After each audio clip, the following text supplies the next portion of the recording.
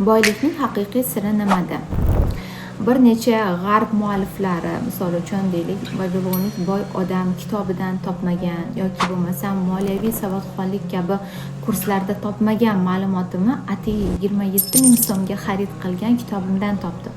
Va bugun sizlar bilan ana shu kitob haqida o'zimning fikrlarim bilan bo'lishmoqchiman.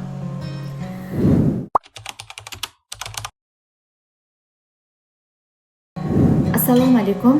Bugun sizlar bilan balki ko'pchilik o'qigan, balki endi o'qimoqchi bo'lgan, balki umuman eshitmagan bir kitob haqida gaplashmoqchiman. Bu kitob Haqiqiy omad kaliti yoxud savdogarlar ustozi deb nomlanadi. Kitob muallifi Ahadquli Xolmuhammad o'g'li. Kitob bir dastlab kitob menda unaqa katta bir qiziqish tug'dirmadi. Sababi men muallifni tanimadim. Bu meni ya'ni ilmsizligimdan, muallifni tanimaganligim uchun men kitobni o'qishlikka unaqa shoshilmadim. Lekin ijtimoiy tarmoqlardagi ijobiy odzivlar, qani bitta o'qib ko'ring-chi, bu kitobdan nima yangilik olar ekanman men o'zimga degan menda fikrni uyg'otdi va men bu kitobni o'qidim. Ya'ni bir nafasda o'qidim va kitob menda juda katta taassurotlarni o'zida qoldirdi. Nafaqat katta taassurotlarni qoldirdi, balki o'zimdagi qaysidir bir yomon odatlarni o'zgartirishimga ham sababchi bo'ldi desam adashmayman. Bugun sizlar bilan uy bekasi sifatida 5 yil davomida o'sha uy bekaligi bilan faoliyat qilayotgan bir ayol sifatida o'zimning fikrlarim bilan bo'lishmoqchiman va mendagi nutqimdagi qaysidir bir noto'g'ri yoki ya'ni noto'g'ri taqdim qilinish deymizmi yoki nutqlikdagi qusurlarim, ya'ni men notiqman demayman o'zimni va shuning uchun o'zimdagi so'zimdagi nutqimdagi qusurlarimni afv qilasizlar degan umiddaman va meni qo'llab-quvvatlaysizlar degan umiddaman va bu men uchun juda ham muhim. Kelinglar, bu kitob haqida qisqacha sizlarga ma'lumot bersam, kitob Abdulloh ibn Muborak rahimahullohni biografiyalarini badiiy tarzda taqdim qilinishi desam xato bo'lmaydi, chunki kitobni o'sha muallif shunaqa bir mohirlik bilan taqdim qilganlar, ya'ni kitobni tuzilishi o'sha ularni Abdulloh ibn Muborak rahimahullohning do'stlari Abdusalomning xotiralaridan kelib chiqib yozilgan desam bo'ladi. Ya'ni bunda badiiyligi bilan birgalikda kitobdagi muhim jihat shundaki, bu to'qima emas, ya'ni to'qima obraz emas. Bu inson hayotda bo'lganda, ya'ni islom olamida yetuk olim bo'lishlaridan tashqari, hattoki ular juda ham katta bir savdogarlardan biri hisoblanganlar. O'z davrini katta bir o'sha olim hamda boy insonlar, nafaqat boy, balki juda ham saxovatli savdogarlardan biri bo'lganlar. Va bu kitob nafaqat savdogar, ya'ni tijorat bilan shug'ullanadigan insonlar, balki har bir musulmon, har bir ota-ona o'qishligi kerak bo'lgan kitob deb o'ylayman. Kelinglar, bugun sizlar bilan mana shu men uchun 3 ta, ya'ni siz nima sababdan o'qishingiz kerak bo'lgan degan bir savol qo'yadigan bo'lsak va men sizlarga mana shu kitobni o'qishligingizga qaysidir ma'noda motivatsiya beradigan 3 ta bir punktni keltiraman va bu punktlar menda, ya'ni bu nima deymiz, bo'limlar menda hayotimda katta bir rolni o'ynadi desam adashmayman. Birinchisi bu intizomga ahamiyat. Ya'ni Abdulloh ibn Muborakni o'ta intizomli shaxs bo'lganliklari. Ular avvalo o'sha tavsiyalari namozlarni zoya qilmaslik bo'lgan. Ya'ni namozni, ya'ni aytadilarki, 5 vaqt namozini qoyillatib o'qimagan insonni biror bir ishni qoyillatib qo'yishiga men ishonmayman dedilar. Bizda shunaqa bir odat bor jamiyatimizda.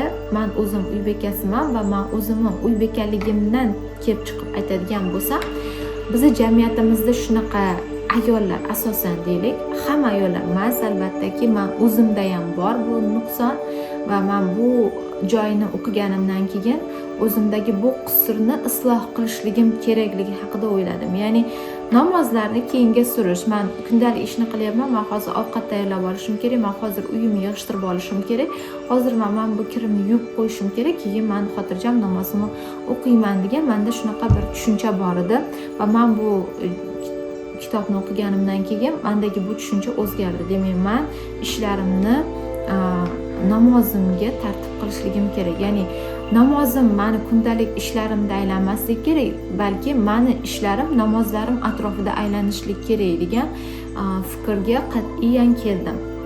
Va men ham hayotimni mana shu namozlarimni orasiga tartiblaganim sari meni hayot unumdorligim, ya'ni koeffitsientim oshganligini his qildim va bu menga juda ham bir ijobiy, ya'ni o'zimda bir o'zimdan qoniqish hissini berdi, ijobiy bir hissiyotni berdi. Demak, Abdulloh ibn Muborakning tavsiyalari namozni zoya qilmaslik va kundalik ishlarni namozlar orasiga tartib qilishlik va ular ham mana shu narsaga doimiy amal qilganlar. Va yana bitta narsa, menga katta bir insight bergan narsa bu Abdulloh ibn Muborakni bitta ishni ustiga boshqa bir ishni boshlamaslik, ya'ni hali bir ishni yakunlamasdan ikkinchi ishga o'tmasliklari. Bu narsa menda bor edi. Masalan, oshxonani yig'ishtirayotgan joyimda hali oshxonam qolib ketadigan bo'lsa, men uzr so'rayman sizlardan. Men uy bekasi bo'lganligim uchun o'zimni o'sha uy bekalik faoliyatimdan kelib chiqib masalaga o'zimni holatimdan yondashyapman. Sizlar ham o'zlaringizning holatlaringizdan yondashib ko'rishlaring mumkin. Ya'ni oshxonani to'liq tozalamasimdan men boshqa xonaga o'tib ketaman va boshqa xonani ham to'liq tozalamasdan u xonaga sakrab o'taman. Ya'ni menda shunaqa bo'ladi, ya'ni xaos paydo bo'ladi. Uzr so'rayman, orada ozgina uzilish bo'lib qoldi. Qizim yig'lab qoldi. Demak, bir ishni tugallamasdan ikkinchi ishga o'tib ketmaslik bu ham o'sha ishdagi samaradorlikni oshirar ekan. Misol uchun men o'zimdan tushuntirdim.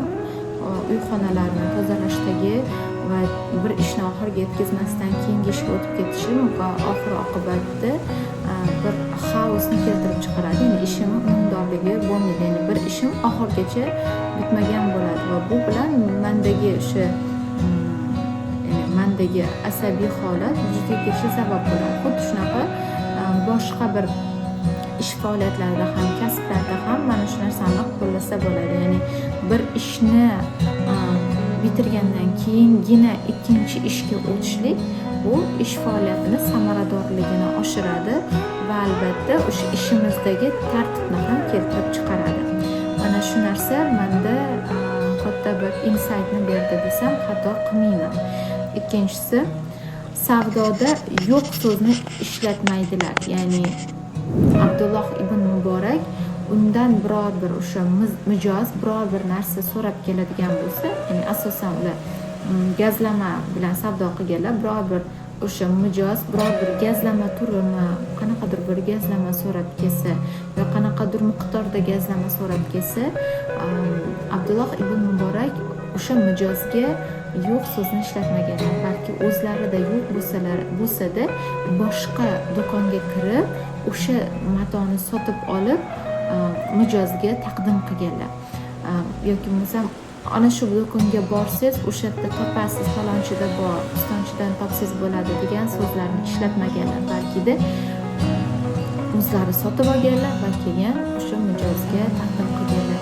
Bu ham o'sha tijoratda o'rganishimiz kerak bo'lgan jihatlardan birisi bo'ladi va bunga yana bir qo'shimcha sifatida o'sha do'stlari Abdusalom yozadilarki, xaridorlar undan gazlama emas, balki uning muomalasini sotib olardi degan bir fikrni qoldirganlar. Demak, Abdusalom shunday bir fikrni berdilarki, biz asosan agar o'zimizdan kelib chiqadigan bo'lsak, mana misol uchun bozorga tushadigan bo'lsam, biror bir kiyim menga yoqadigan bo'lsa, deylik, ikkita do'konda o'sha kiyim turibdi, lekin bittasida narx qimmat, bittasida arzonroq turibdi. Arzondagi sotuvchi qo'pol munosabat qilyapti, ya'ni qo'pol gaplashyapti, mensimagandek gaplashyapti. Bu narsa menga yoqmaydi. Men qimmat bo'lsa ham shirin so'z bilan muomala qilgan sotuvchidan o'sha narsasini xarid qilaman. Ya'ni biz o'zimizda bor bu narsa. Ya'ni o'sha tijoratchilar asosan ko'zga tashlanadigan jihati hozirda ko'p narsa o'sha onlayn tarzga o'tdi. Onlayn tijorat bilan shug'ullanadigan o'sha tijoratchi qizlarimiz deymizmi, o'sha onlayn savdo bilan shug'ullanadiganlar kim bo'lsa ham, xullas ba'zida ularni qo'pol munosabat bilan murojaat qilishlarini guvohi bo'laman va men bu narsaga bir marta emas, bir necha marta yuzlashganman. Ya'ni onlayn savdoda savdo qiladigan o'sha tijoratchilarimiz mijozlar bilan olmasa juda ham qo'pol munosabat bilan gaplashishadi. Ya'ni bu ulardagi katta bir kamchilik ekan. Nimaga bizdan buyuk savdogarlar chiqmasligi yana bir misol, bu bizdagi muomalani, axloqni, ya'ni yo'lga qo'yilmaganligi, bizda odobni yo'qligi. Bu ham o'sha bizdagi bir nuqsonlardan biri hisoblanadi. Ya'ni biz yo'qotib qo'ygan, bizda avval bo'lgan bu narsa, lekin biz hozirda bu taraflarga kam e'tibor beradigan bo'lib qolganmiz. Odobga, axloqimizga, muomalamizga e'tibor qilmaymiz. Xohlasang yo'q, xohlamasang boshqa joydan ol qabilida ish tutamiz. Bu esa bu savdo, ya'ni sotib oluvchiga, ya'ni xaridorga minus emas, balki bu narsa o'sha savdogarning o'ziga minus hisoblanadi. Bu ikkinchi olgan bir ma'lumotimiz ham bo'ladi. Endi uchinchisi menga juda katta ta'sir qilgan bir fikr, ya'ni omad. Omad bu omadsizlar qilishni xohlamaydigan ishni qilishingda.